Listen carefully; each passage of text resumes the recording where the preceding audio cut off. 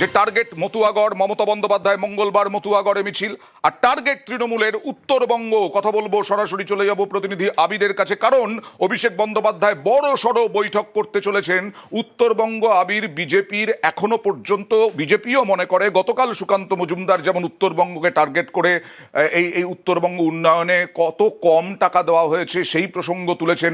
তার মানে এই উত্তরবঙ্গকে রিকভারি করা, সেইটা কি সম্ভব, নাকি সেই নিয়ে তৃণমূলের বৈঠক?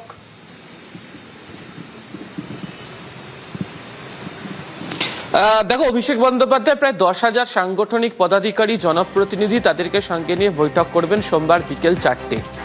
এই বৈঠকের ক্ষেত্রে উত্তরবঙ্গ আলাদা করে গুরুত্ব পেতে চলেছে, সেটা আমরা জানতে পেরেছি।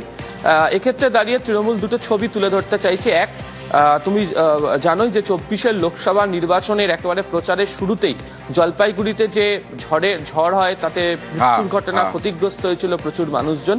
সেই সময় মমতা বন্দ্যোপাধ্যায়, অভিষেক বন্দ্যোপাধ্যায় তারা দুজন ছুটে গিয়েছিলেন।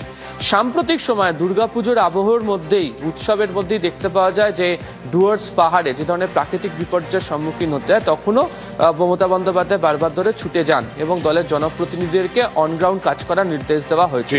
সেই প্রসঙ্গের কথা তুলে ধরা হয়েছে এবং এক্ষেত্রে দাঁড়িয়ে যে বৈঠক হতে চলেছে, সেখানে যেটা মাথায় রেখে বলা হচ্ছে যে বিভিন্ন বিধানসভা কেন্দ্রিক বিভিন্ন ধরনের কৌশল অবলম্বন করে তো তারা এগিয়েছে।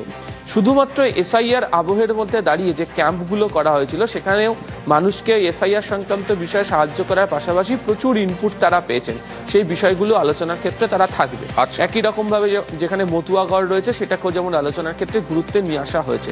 পাশাপাশি বিধায়ক, সাংসদ, জনপ্রতিনিধি যারা রয়েছেন, এছাড়া হচ্ছে ব্লক সভাপতি, অঞ্চল সভাপতি থেকে শুরু করে জেলা সভাপতি, তারা ঠিক কি দায়িত্ব পালন করলেন, যে কাজ দেওয়া হয়েছিল তারা কতটা করে উঠতে পারলেন, এবং আগামী দিনে নতুন কর্মসূচি নিয়ে তৃণমূল যে নামছে, সেখানে তাদের ভূমিকা কি হবে, সেই বার্তাও অভিষেক বন্দ্যোপাধ্যায় সোমবার দিনকের এই ভার্চুয়াল বৈঠক থেকে। ওকে আবি।